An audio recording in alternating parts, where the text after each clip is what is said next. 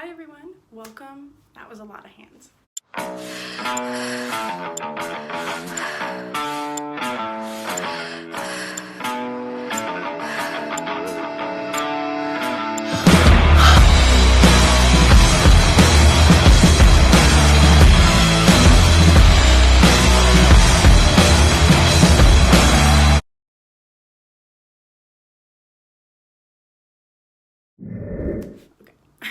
Welcome to my YouTube channel. This is something I've been wanting to start for a while, but I haven't really been comfortable talking in front of cameras. But I think my personality comes out when I do it, and I've had a lot of people request it, so I think it's time to push myself to try something new. So here we are. I'm going to use this platform to kind of elaborate more on what I put on Instagram, but just kind of break things down even more. As people, I don't think people read through my captions, which some of my captions are really detailed on Instagram, but Instagram's not really meant for longer captions. So I'm hoping that in video form, people can listen to this while they're walking or while they're driving, or actually watch it if they're interested. And it's kind of another form of learning than just reading. So listening is very helpful as a tool to learn.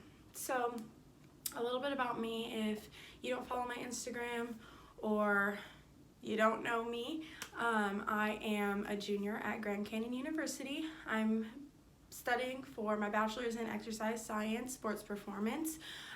I am an ACSM certified personal trainer, and I am very passionate about the health and wellness of everybody. So I've realized in this past year that my passion really lies in overall health, not necessarily sports performance or athletics, although I really love that and I'd love to work with athletes. I think that there's a really big need and pull in the field for someone who is willing to work with chronic illness, beginners, anxiety, depression, things like that. I think there's a lot of room to grow in that aspect and share a lot of knowledge that I have learned. So I'm excited to share what I know with you and continue to learn and grow with you guys. So that's what this is for. I'm a little awkward, so enjoy that or hate it. I don't really care. I'm doing this. We're doing this. Let's do it. So each video, I'm hoping to have some sort of overarching theme. So for the first one here, I want to talk about weight, BMI, fatness, fitness. I want to talk about all of it and kind of put it all on the table for you to decide what's best for you. The way that the fitness industry is framing exercise right now is around weight loss. Some people do need to lose weight for health reasons if you're morbidly obese, but there's a lot of research to show that weight loss is not the necessary answer to health. You might be wondering, well, should I? The doctor says that I should lose weight. Well, the doctor tells me I should lose weight too, but that's just not what the science says. And I'll get into that real quick here. The fact of the matter is that doctors will tell you that you need to lose weight, but that's not what the science says. Let's take a look. First, I want to get into something that we hear a lot, which is BMI, and you're going to hear that at the doctor's office till the day you die. What does it mean? So it's your body mass index. So it's comparing your height to your weight, basically. There is a scale that when your doctor takes your height and weight, that they kind of put you on it, like a little dot on this generalized scale to tell you if you're overweight or not. The categories are underweight, normal, overweight, obese, morbidly obese. There's number point systems for all of that. A majority of the United States is in the overweight to obese category, but let's talk about why that is not something that's as relevant as overall health. So where did BMI come from? BMI is completely made up, and I want people to really hear it's not scientifically backed at all. That is completely made up. And who made it up? So the Metropolitan insurance company, way back in the day, I don't even know, I feel like it was like the 1970s, but it was probably way before that. Anyways, we can look it up.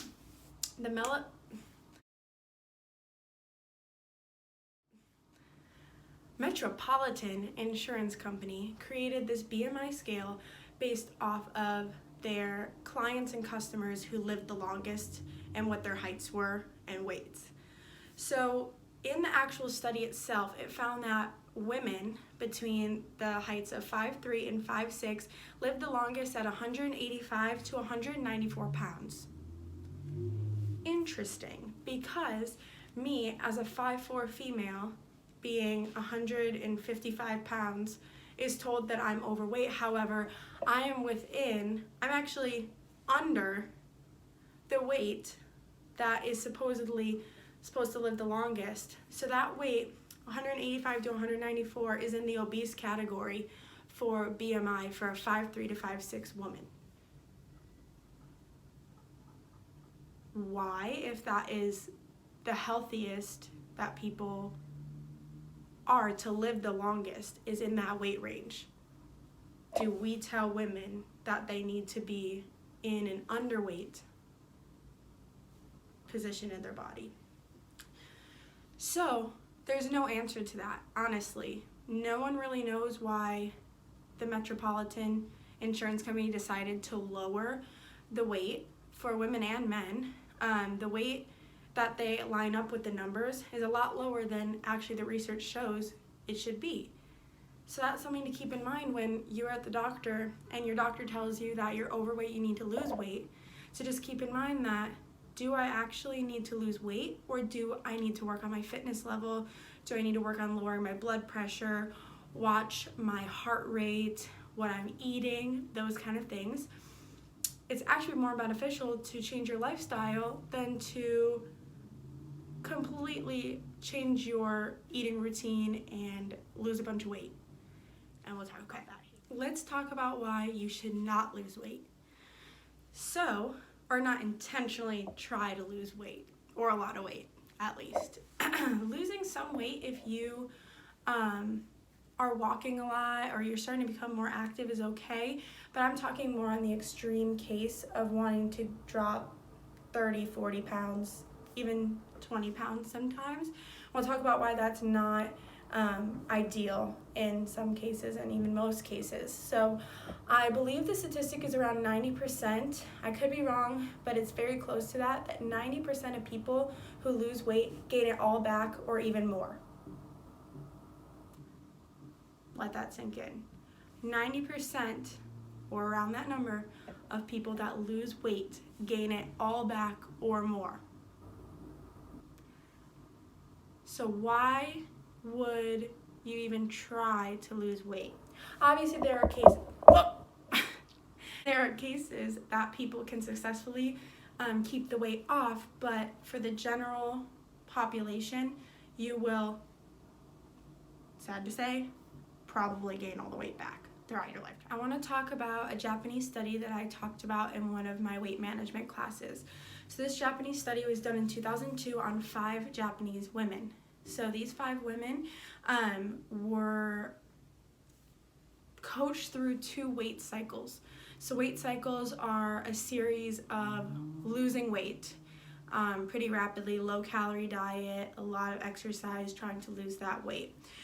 They went twice through, so they lost the weight, they gained it back, and then they lost the weight again to see what the effects on the body were.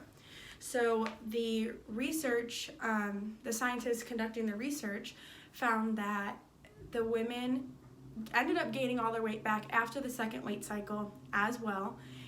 Their blood pressure initially went down with the first weight loss. So let's go back. So first weight cycle, they're heavier, they drop weight, their blood pressure drops. That's good. They gain all their weight back, drop weight again, their blood pressure skyrocketed.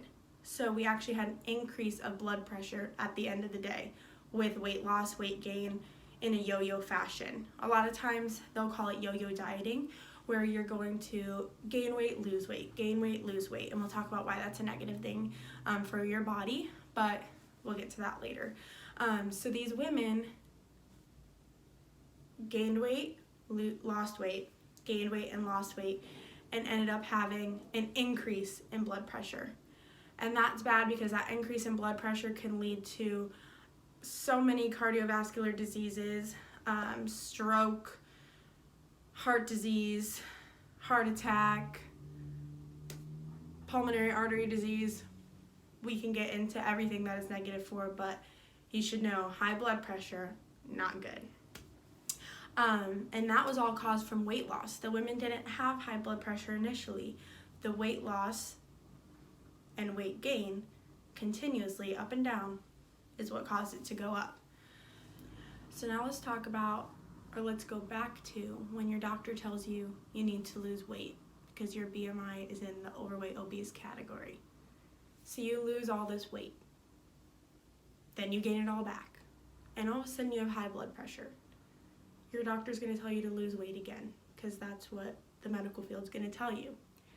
You lose weight again, you gain it all back, your blood pressure is through the roof.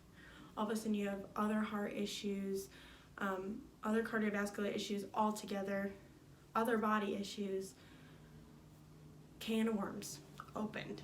You know what I mean? No weight change had to take place for blood pressure to go down. GCU did a study with the research group where they analyzed fitness of a person versus fatness of a person. So they looked at arterial stiffness, I think is what they studied. If BMI was a bigger factor than fitness. So what they found was that people who were fit and obese were overall healthier than the people who were skinny and unfit, if that makes sense. So a skinny person that's not fit is at a higher risk for all-cause death and cardiovascular mortality than the person who is obese or overweight that has a very high fitness level. So, to bring this full circle, fitness is more important than body weight, than fatness, than body fat percentage. So what you should be looking for, if someone tells you you're overweight, someone tells you you have high blood pressure, someone tells you that you are pre-diabetic, or you have high stress, high anxiety, and you're starting to gain weight, you should be looking at lifestyle changes. What are you eating? When are you eating? Are you getting any physical activity? What are your major stressors? Are you taking time to yourself to think, plan, and gauge how your day is going to look, how you're going to plan out your week? Things like that are going to boil down to, do you actually want to get healthy, or do you not? So you have to look at the bigger picture and identify where you are lacking in certain areas to increase overall health. Now, this all comes down to as well, do you want to become healthier? I know a lot of people here at the doctor's office, you have high blood pressure, you have high cholesterol. They're like, okay, so does a majority of the United States. A lot of people, once they get into their adulthood, have hypertension. Across the board with the United States, the numbers have really increased with hypertension. That's caused to inactivity, sedentary lifestyle, poor nutrition. We know those things are bad. I've said that a million times. You've probably heard it a million times. Maybe you haven't. Might be new information. However, all of those things are controllable and changed with lifestyle. Sorry about my nails. All changed with lifestyle. Go for a walk every day. Make sure you're eating adequate fruits and vegetables. Make sure that you're not placing yourself in a stressful environment, surrounding yourself with a positive support system, making sure you're doing something you enjoy. Things like that are going to make a bigger impact on your health than cutting a bunch of calories and losing a bunch of weight just to gain it back and become more unhealthy than before. So I hope this is making sense. Trying my best. I have a lot of things going on, trying to bring it together. So I hope that makes sense. Where do I want to go next? Fitness and fatness study at GCU was looking at arterial stiffness. They found that the biggest predictor of arterial stiffness in college-age students at GCU was visceral fat. Visceral fat's going to be your deep fat, the fat in your around your organs, in your spinal column, things that are not noticeably going to change with weight loss. So this is a very dangerous type of fat, and this is the kind of fat that people are talking about when they say you're at a dangerous place with weight or with body fat percentage. So that's what the kind of fat they're talking about is visceral fat. So visceral fat being the biggest predictor of arterial stiffness kind of coincides with the strongest predictor of visceral fat being weight cycling. So let me say that again. So the study was looking at the biggest predictor of arterial stiffness, fitness or fatness. They found that visceral fat was the strongest predictor for arterial stiffness. Now, what is the biggest predictor of visceral fat? That's that weight gain after you lost weight, so weight cycling. So weight cycling, you lost weight and gained it all back, is gonna transfer over to visceral fat weight gain. So that's why unhealthy effects come from it, is because the fat and the weight gain back is visceral fat. Visceral fat, strongest predictor of arterial stiffness. So it comes full circle to show that BMI weight loss is not going to be the healthier option if you're looking at health and wellness. Fitness, up here, no weight change, blood pressure lowers, body size might not change, but your heart is stronger, your blood vessels are working efficiently, your brain is getting the oxygen it needs, the muscles are getting the oxygen it needs. Visceral fat is not increasing with regular exercise as well as good nutrition. So, fitness over weight loss. Okay, moving on. Another study was conducted looking at athletes in Finland. They looked at two types of weight cycling athletes one type of weight cycling athlete and one type of weight maintenance athlete in the Olympic Games. So they looked at, I believe it was boxers and Olympic lifters, to see if during their younger years when they're weight cycling, if it impacted their BMI and body fat percentage, weight gain in the future, which one affected it more. So they followed these athletes when they competed in the Olympics, when they competed as youth or adults in their profession and had to monitor weight loss or not, and then looked at them and however many years they followed them out, I can't remember what it is, but they followed them out till when they were adults to see if they had any weight gain. And the weight cycler group, so the boxers, the ones who have to change weight constantly, weight loss, weight gain, weight loss, weight gain, actually had gained way more weight in their central, my legs are up, in their central, in a central location. So we call this central adiposity, which is going to be the fat that you carry in your belly fat. Oh goodness. So the weight cyclers ended up gaining way more weight in this central location, which was visceral fat.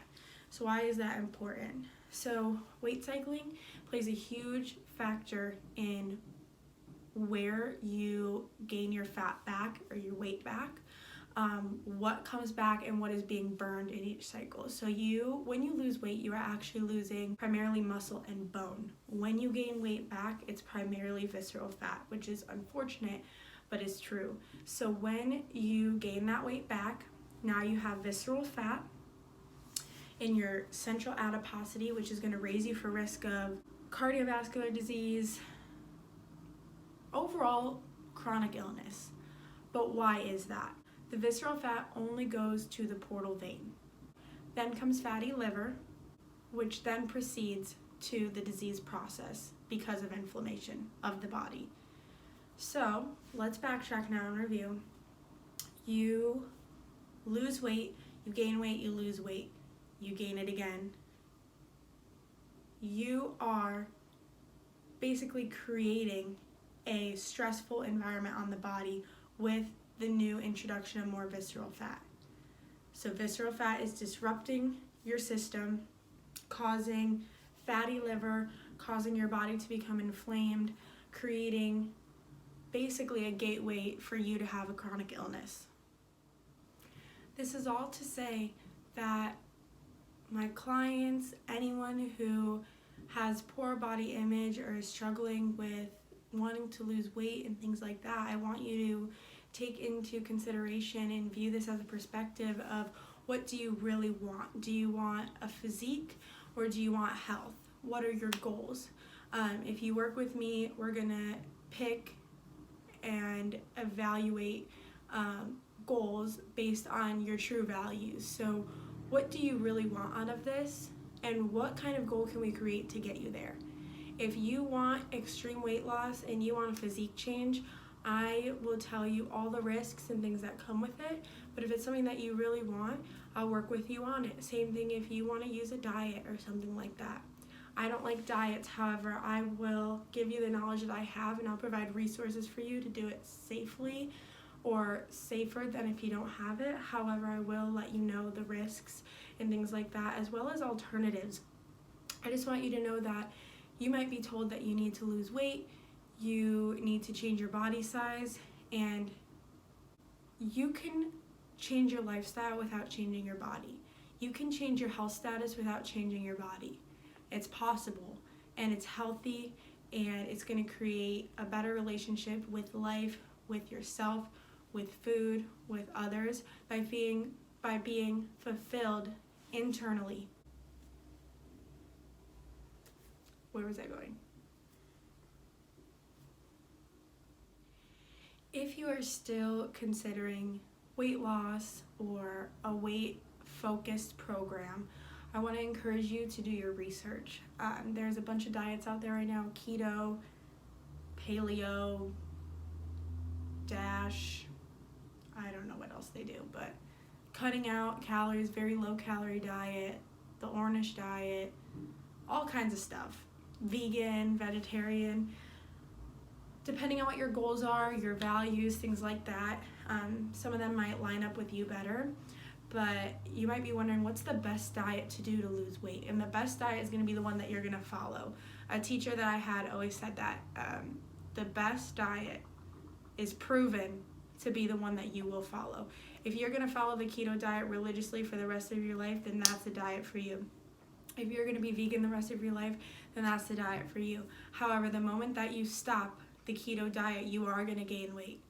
The moment that you stop a vegan diet, you are going to gain weight. That's the nature of nutrition. That's the nature of diet. A lot of people see weight cycling with the keto diet specifically. They see a big drop in weight because you're not eating carbs. Then they quit the diet because it's too hard or they don't like it, gain all that weight back and get discouraged. Their health only got worse. A lot of that weight loss came from muscle, so that also takes away from the health and the metabolism in the body. So I want you to really consider and do your research on, do you really want to do a diet, or do you want to improve your lifestyle, make changes that are worth making?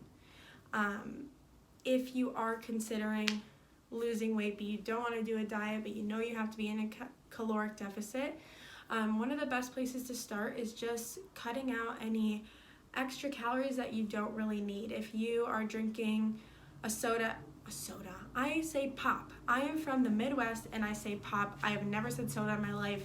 That is so embarrassing.